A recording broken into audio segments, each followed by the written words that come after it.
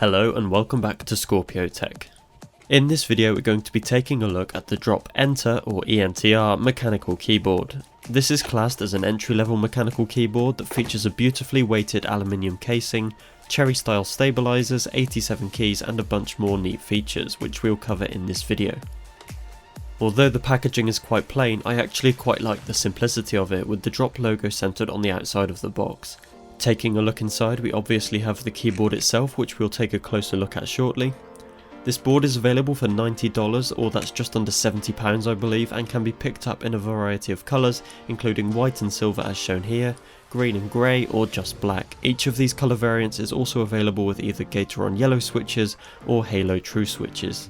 Delving deeper into the box, we have some paperwork outlining startup instructions and warranty information, as well as a handy list of hotkeys on the back.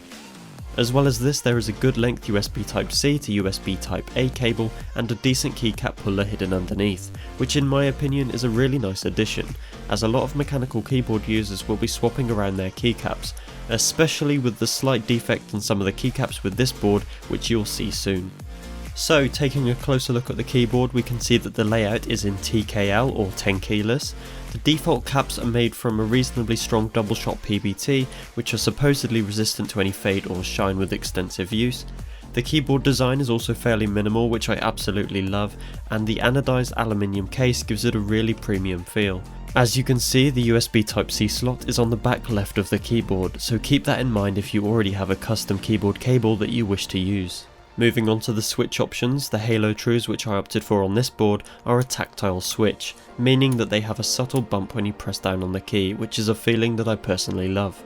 The alternative, as mentioned earlier, are the Gateron Yellows, which are a linear switch, meaning that they do not have any tactile bump at all, making them a great choice for gamers who require the fastest actuation point possible. The switches remain very stable when I tested them out, which is a great thing to see. This is probably down to the plate mounted cherry style stabilizers that I mentioned earlier in the video. However, some of these keycaps did suffer from a little bit of a rattle, but nothing too serious. Overall then, I found the Halo Trues to be very satisfying switches to both have and use. They make a softish sound when pressed, but still feel reactive when typing, which for me is the ideal scenario.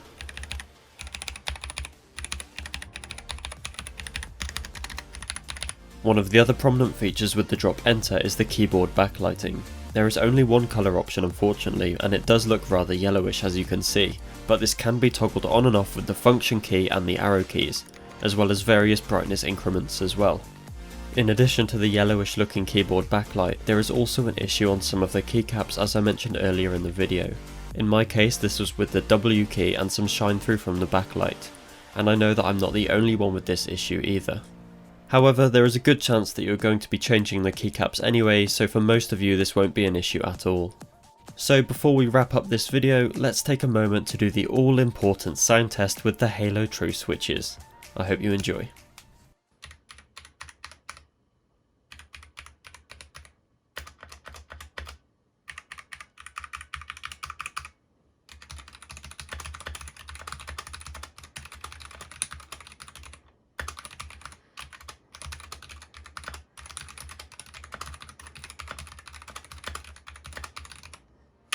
Thanks to its aluminium casing, the keyboard weighs in a reasonably hefty 2.05 pounds or 0.93 kilograms, which is above average for a TKL, but the weight really does add to the overall quality and feel of the keyboard, especially for the price.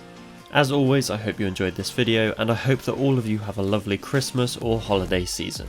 See you in the next one. Bye bye.